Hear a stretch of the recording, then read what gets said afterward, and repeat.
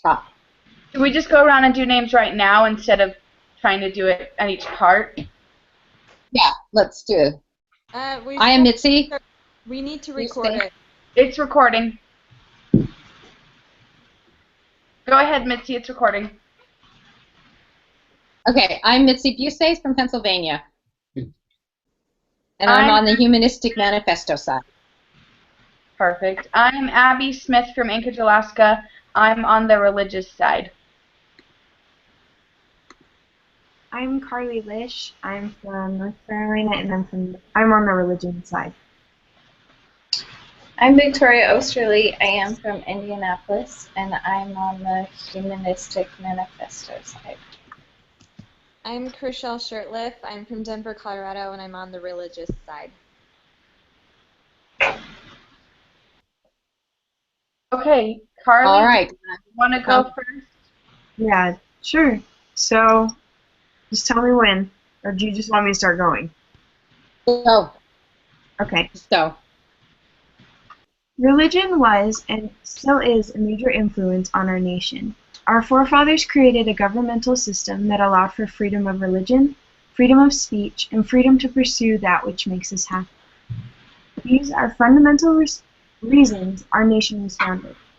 These opportunities have made America a unique place, a nation that has influenced so many other governments around the world. We have so many abilities that others do not, but soon these freedoms and abilities might be taken away. Freedom of religion has been highly debated recently. Some say that religion is not a necessary part of this nation, that religion was not a founding principle of America, that religious opinions of some should not influence the law for all. These conflicts arise between religious freedoms of the people and the regulatory responsibilities of the government. Many people do not know where to draw the line with religion in government, and this has started the belief that religion has no place in government and should in fact be thrown from the public debate entirely.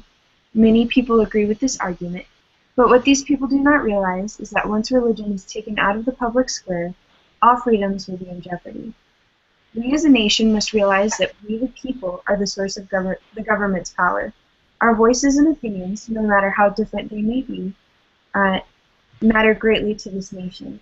Every person deserves the freedom to worship how they may choose, and every person deserves to have those religious or moral beliefs guide the way that they vote, the way that they live, and what they choose to advocate for. Our religious beliefs influence our moral beliefs, and our moral beliefs in turn will influence what we stand for. Religious freedom should be allowed to influence our policy making here in the U.S. Our religious freedom allows us to form our opinions and molds us into the people that we need to be. Our religious beliefs guide us in our reasoning and give us a moral compass. These beliefs will shape our policies here in the U.S. to be what we, the people, and what we, the majority, think that they should be. We all have a right to voice our beliefs in order for the government to run as we believe it should. As Dallin H. Oaks said in a speech to the BYU Idaho students, religious freedom has always been at risk. It was repression of the religious beliefs and practices that drove the Pilgrim Fathers and other dissenters to the shores of this continent. Even today, leaders in too many nations use state power to repress religious believers. As we present our case, we hope to prove that religion is critical and still has a place here in our government. Thank you.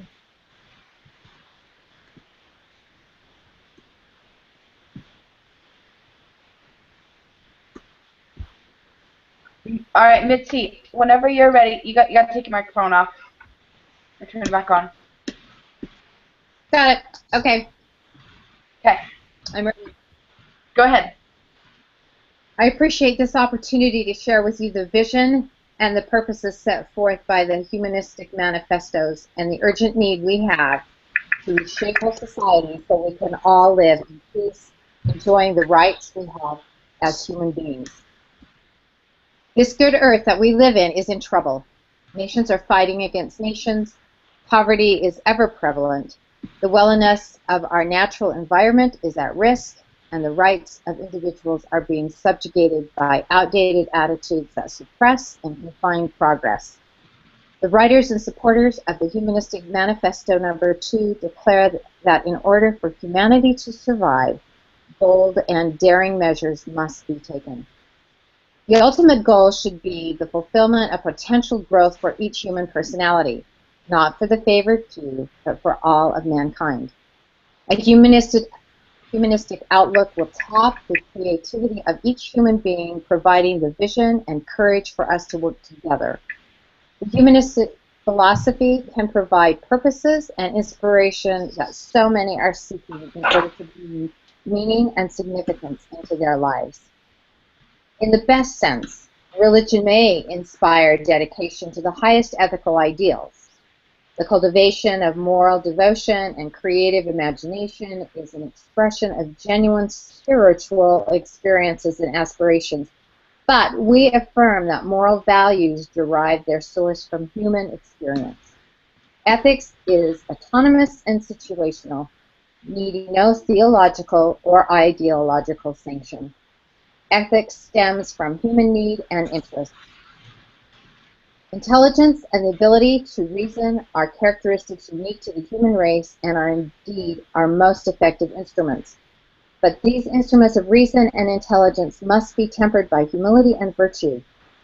Problems among humanity can be resolved through intelligence infused by a sense of human caring and balanced with compassion and empathy. We believe in the maximum individual autonomy consonant with social responsibility. Although science can account for the causes of behavior, the possibilities of individual freedom of choice exist in human life and should be increased, instead of suppressed through religious, ideological, or moral codes that stifle personal development and dull the intellect. Each individual deserves the right to birth, control, abortion, divorce, and should be recognized, as should each of individuals' right to die with dignity. We believe that sexual expression between two consenting adults should not be prohibited by law or social sanction. We do wish to cultivate the development of a responsible attitude towards sexuality in which humans are not exploited as sexual objects and in which intimacy, sensitivity, respect, and honesty in interpersonal relationships are encouraged. Moral education for children and adults is an important way of developing awareness and sexual maturity.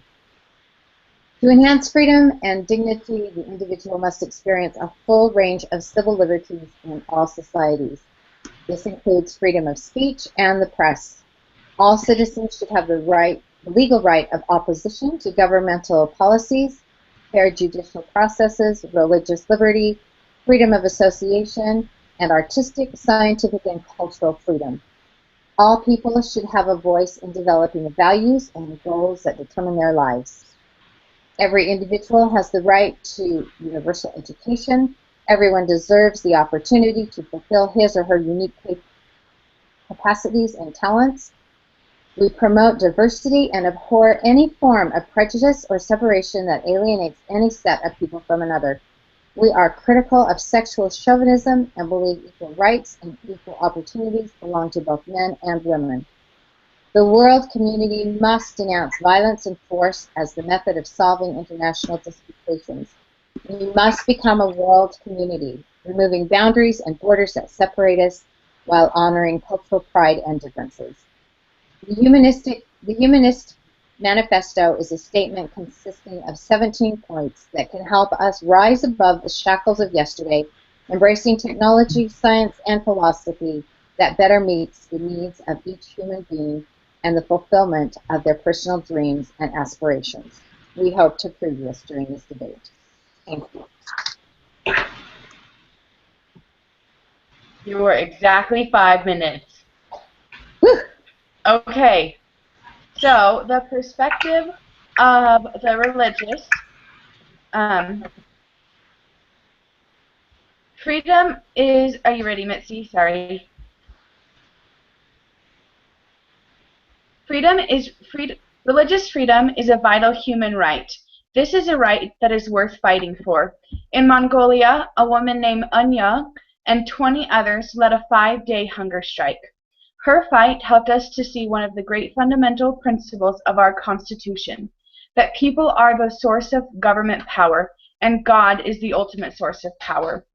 In the Constitution, we are guaranteed the right of religious freedom. We can choose and practice our own beliefs, but the respect for religion in our public life is weakening and deteriorating. Religious freedom has been clashing with those who wish to silence it in public places and debates. It also has to fight against those who believe in newly alleged civil rights. We live in a century that is very secular and religiously antagonistic. Others, especially atheism, has become very hostile and aggressive towards people of faith. So, what do people of religion do? Our perspective on this battle is that we should not allow ourselves to be trampled on. Elder Oaks says that the religious people must conduct themselves in a way that enhances religious freedom. All people should promote it because it is one of our rights of our nation, but unfortunately not everyone takes this point of view. To enhance the freedom we deserve, we should be loving, patient, understanding, and compassionate with those who disagree. If we are meek, we should be meek and mild, not wild and full of anger. We will be ridiculed, prosecuted, and reviled, but we are standing on God's side. Those of religion have nothing to hide and nothing to be ashamed of. Because of this, we should not be deterred or coerced into silence. Even when we have religious backing in public debate, we are just using our constitutional right. We can speak on whether we win or lose. We have the right to do so. For those who wish to silence religion, use aggressive intimidation and violence. But we must insist that our doctrines must be taught. They are sometimes doctrines that do not please the crowd, and that is okay. We have the right to share our religious belief in public places, but we should still be wise in how we choose to participate.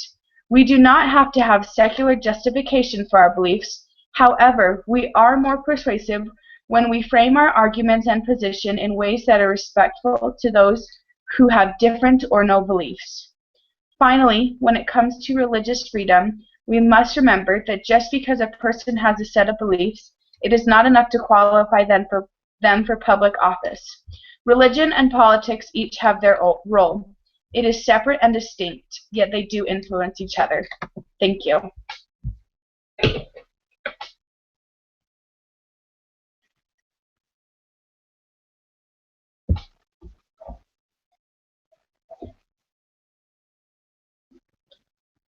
You're on mute again, Mitzi.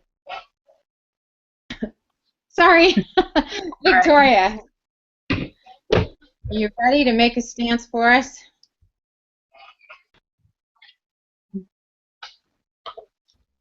You also have to unmute your mic.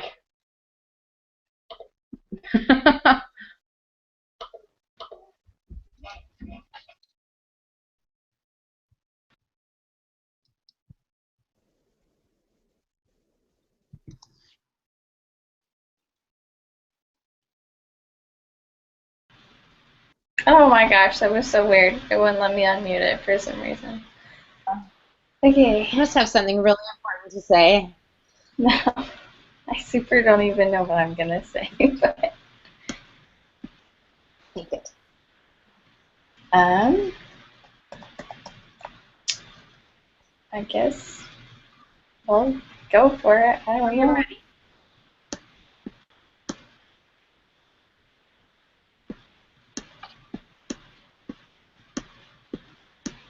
I'll start the timer whenever you start speaking, okay?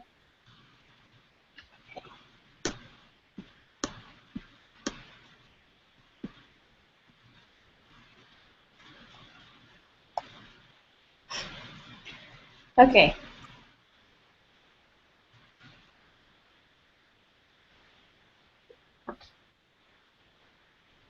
Okay. So Humanistic Manifesto is based off of 17 principles. They are divided by religion, ethics, the individual, the democratic society, um, the world community, as well as humanity as a whole.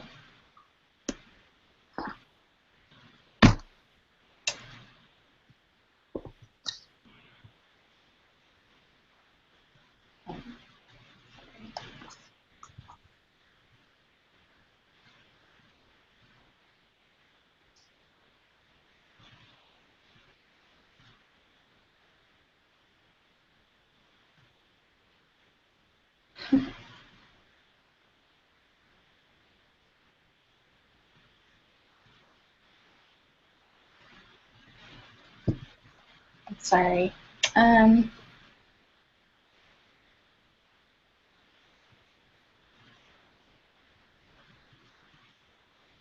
Okay. So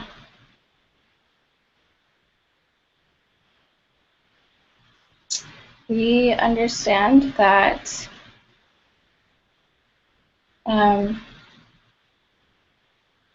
the idea of immortal salvation is harmful.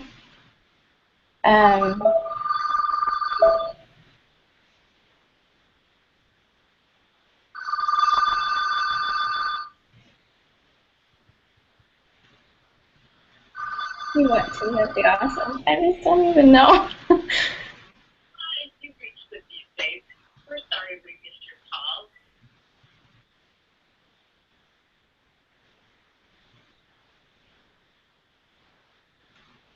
Mitzi, if you want to take over, that would be fine. Okay, I will. You take over the questions, okay? Okay. All right, it's very disturbing that throughout time and throughout history, we've been influenced by religious beliefs that are not giving freedom to people, but they tend to stifle the thought process of individuals as well as the community. And when their voice is in the public place, there's just no place for it because they are trying to make policy based on their personal beliefs, and those beliefs are not shared by the community at large. Let's begin with religion and how the religious beliefs are outdated. They do not fit in with what is happening in our modern world anymore, and it doesn't do any good for us to try to make policy based on dogma that is not current or relevant to the issues that we face. Secondly, the promise of immortal salvation or fear of eternal damnation is just not real. Nobody knows that. And for people to live in fear and be motivated by fear is not healthy. The only person that can save us is ourselves, and that we need to do that as a society, is to save ourselves and quit relying on a force that we don't even know and haven't seen. Third, we believe that the moral values come from the experiences of the human existence. People want to be treated certain ways. I guess in that way we agree with the golden rule of do unto others, but we treat people the way we want to be treated, and that's an outcome, and that just comes from living our lives. It has nothing to do with religion. It's something that comes just from the nature of being human. Reasoning and intelligence is the greatest gift we have as human beings. And if we are stifled by religious beliefs, then how can we move forward? How can we think intelligently? If we just blame everything and credit everything to deity, then we're not showing any amount of reasoning, and that's no way to run a society, a healthy society. In religion, people are not encouraged to do what they really want to and pursue their own dreams, but they pursue that of their faith. And our stance is that it's time to get religion out of the public policy and allow people to become who they are, doing what they want to do, and not feel so stifled by boundaries and restrictions that are placed on them through some unknown source. So we take the stance that the development of the individual and the country, taking advantage of progress and development of the sciences, will help us to become one people instead of being divided by our religious beliefs. Thank you.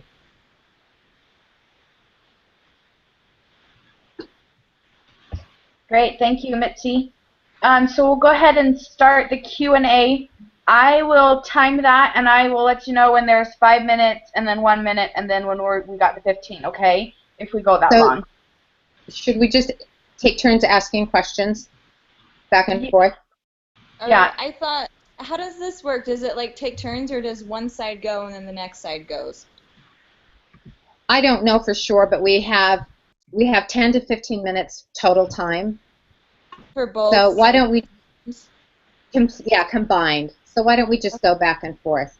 Yeah, that, I mean, it says spokesman 1 engage in cross-examination, humanistic, then religious, question first, then switch. But I think it'll be okay if we just go back and forth, if everyone's okay with that. Okay. Okay. Okay, I can go first. You say that you're trying that religion is just policies based on personal beliefs. Isn't that what you guys are doing? You were giving 14 principles of what you believe. Right?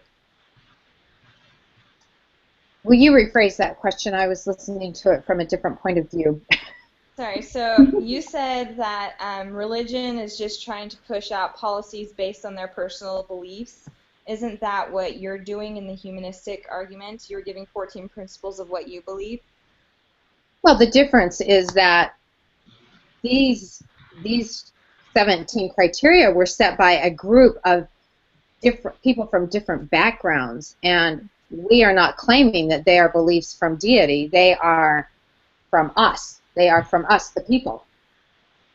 So, but they're still beliefs. Yes, they are beliefs. There are personal beliefs, but they're not Right? from God. We believe them ourselves. Somebody didn't tell us to believe that. Yeah. Well, is that manifesto, they were sending it out to people, right? So in terms, you were trying to tell others what to believe. We're inviting them to look at a different perspective, yes. Okay.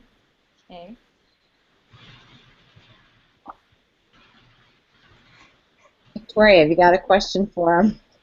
Okay. So we understand that technology and science are key to helping humans progress and develop. Mm-hmm. How does religion help our society progress and develop? Well, I think that, so you said that science and what was the second? Technology. Society progress. How does religion help it progress? Well, religion gives society a moral absolute. If there was no, can you hear me? Yes. Okay, sorry, I didn't know if my mic was muted. Religion gives society a moral absolute, and so without it, there would be no morals. There would be no foundation of how society reacts or how people. The science explains the how, and religion explains the why. And without both of those, then you can't get a full picture. And that is how society can progress. And we can't use science to answer the whys? No, because science is on the perspective of a man, and man's perceptions are always changing. If you look at a scientific journal, What they, for example, a geologist, what they believed plate tectonics were in the 80s is not what they believe that they are now. So how can you base your beliefs on something that is always changing?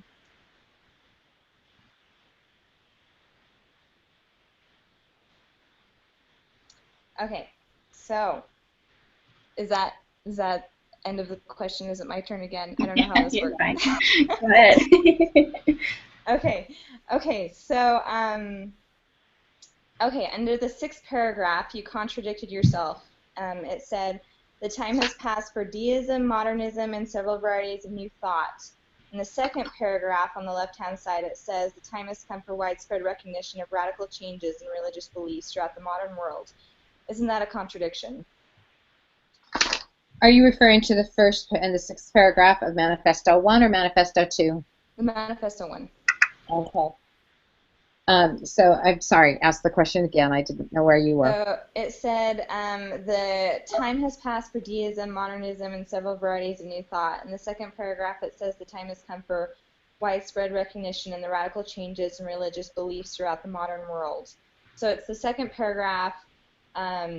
That's where it says that the time has come for radical changes of opinions. But in your in the 6th, I guess, principle, it says that the time has passed, meaning that we shouldn't have new thought.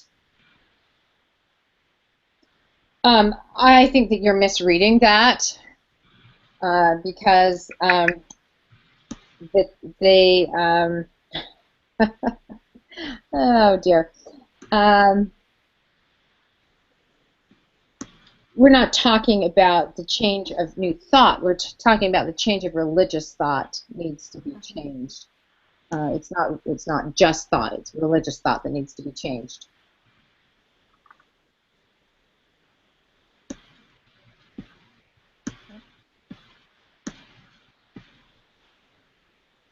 Did you want to pursue that any further? No, it's okay. We can go on to the next question.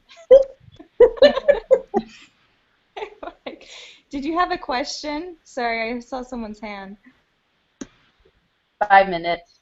Oh, 5 minutes. Oh, dear. Okay. Oh, wait, no, we've gone 5 minutes. You could go. Sorry, 10 minutes. I'm being dumb. Continue. Okay. Okay. Victoria, have you got a question? So you mentioned that you create moral absolutes based off of your religious beliefs, but haven't we outlined our beliefs, and why can't we build moral absolutes from those as well? That's a great question, but then wouldn't you guys be considered a religion as well? Like that's, I guess, the biggest issue I'm seeing is that what is the difference between these two articles is that one, they're both religious, they're both based on beliefs, just in a different power. And I think that is the real concern here is that these people have defined, in the humanistic realm, have defined what mankind is, and same with religion. Religion has defined what mankind is, and so therefore they each have their own sets of moral absolutes. I don't see a difference between the two groups other than that one has a deity in power and the other has these 36 members that have signed this. No, but how can you rely on your deity when you don't know your deity? You don't see your deity. Your deity doesn't visit you. How can you rely on these 36 men when you don't know every single background that they have, nor are they stable? They don't have all the answers, and their answers change. I think that's unfair to say that they're not stable. You don't know them. I do know them.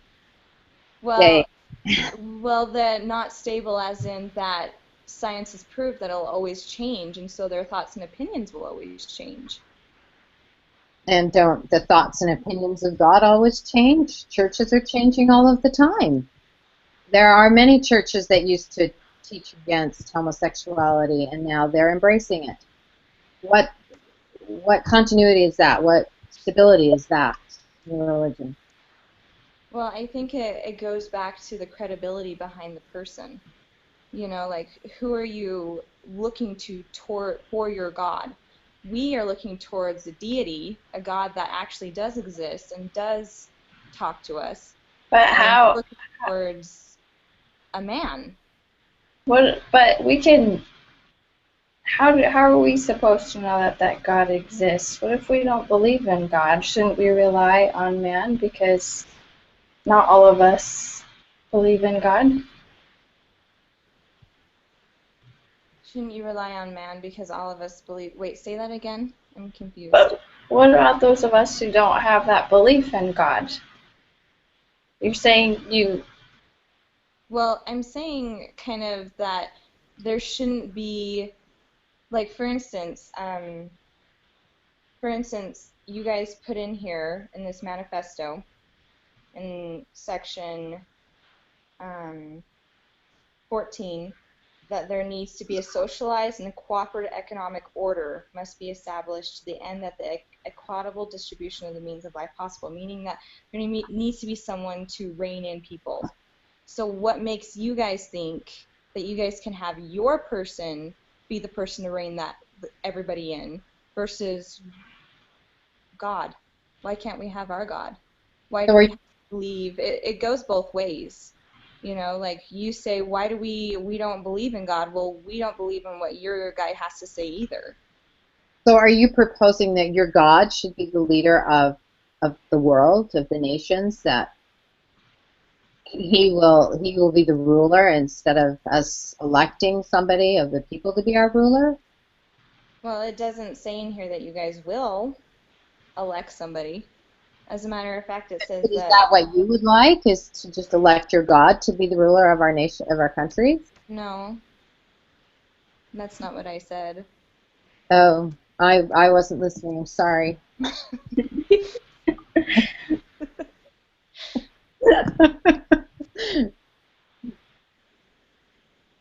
So I just don't understand how your religion, how a religious point of view is going to bring freedom Well, to people. because Because it stifles, it gives boundaries. Well, let me ask you another question. How does letting loose of all your boundaries bring order? Because you guys believe, Order is a thing of nature. Nature creates order by itself. Order is a byproduct of nature. so you're saying that if I feel like I want to go and kill someone, I can? Well, no, because that is not within the realms of what we believe a society should act like, and that's not the normal behavior for human beings. Or isn't it? Because there's people who kill people all the time. That's Yeah, but through education, we can. And why do people kill? Because they're frustrated, because their freedoms are being taken away, and they're not free to do what and live like they want to live, and so then they get angry and they lash out. So by allowing everybody to fulfill their own personal desires and be who they want to be, then we alleviate that problem of, of restrictions that cause people to fight out. So you're saying then that there needs to be order and restrictions? I'm saying that they come naturally by human nature. When humans are treated with respect, it will just naturally happen. Naturally happen. So, like, what about They'll learn examples through their experiences. based on their experiences? So, what if I had an experience where I beat up somebody and they liked it, and we decided, hey, this is great. We're gonna keep doing this. Now, it's based on my experience, it's based on their experience. We both liked it. Well, then I think there's no reason why. Isn't that what boxing is all about? People Yeah, should be free to box and fight with each other if they want to. yeah. So there As should long just as be they're no boundaries. well, the boundaries are created within the human soul. They we create our own boundaries that support humanness. That support humanness. So you're saying then that, like, from a religious standpoint now, I'm looking at what you're saying and saying, okay, so you're basically telling yourself that you are your own God, that you are the person telling yourself how you should. Yeah, I know, right? That's how I feel. Like, oh, 1 minute. Okay, then let's stop. Wait. I'm so done. We only have to go 10 to 15. I'm like, 2 minutes more. You can stop whenever. Thank you. I'm over here. Ready for that enlightening question and answer time. Let's go on. I'm like, I will. Help me. I'm like 1 against 2 here. This isn't fair. You all, that was like a real debate. You guys did awesome. I don't think I did. But that's okay. Yeah, well, you guys made me laugh, so that was good. Oh, good. I'm glad. At least we got some humor in this. Yeah, we make somebody happy. That's all we care about. Yeah, right? Let's close this off. What do you say? Yes, please. Okay. Right. Do you want to go first? That way we can give the humanist the last word, since we got the first. Of course. In closing, we all need to recognize that the freedom of religion is a human right that applies to all individuals, whether they choose to practice and act on it or not. This is a right that has been vital in the institution of this great nation. This freedom has allowed so much growth and progress in the world, and we, as people who have benefited from this growth, need to recognize that it is time for us to stand up and defend this right. We also need to remember that the Constitution guarantees the right to religious freedom. In fact, it is the first expression in the First Amendment to the United States Constitution. This guarantee is the cornerstone of American democracy. We are allowed to practice our religion as long as it is deemed safe by the government in order to protect the health and safety of all. But we need to be sure that our freedom of belief and our freedom is protected by the law. The First Amendment guarantee of free exercise of religion was made to grant more freedom to act religiously than to allow any other sort of action.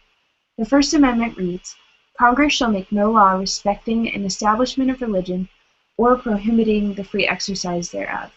If we think that we can just get rid of the freedom of religion in the public square, we are ignoring the fact that we will be changing the whole foundation of the United States and leaving all of our freedoms vulnerable and susceptible to changes as the world sees fit. It is then our obligation to stand up for our freedom of religion and to defend our rights. Why, you might ask? Elder Dallin H. Oaks explained, quote, "Religious values and political realities are so interlinked in the origin interlinked in the origin of this nation that we cannot lose the influence of Christianity in the public square without seriously jeopardizing our freedoms. I maintain that this is a political fact, well qualified for argument in the public square by religious people whose freedom to believe and act must always be protected by what is properly called our first freedom, the free exercise of religion." End quote. Our nation needs to be taught to recognize that we would not be where we are without the freedom of religion. We are all given a voice in this nation. We should be able to use it to express our religious beliefs if we so choose. Thank you.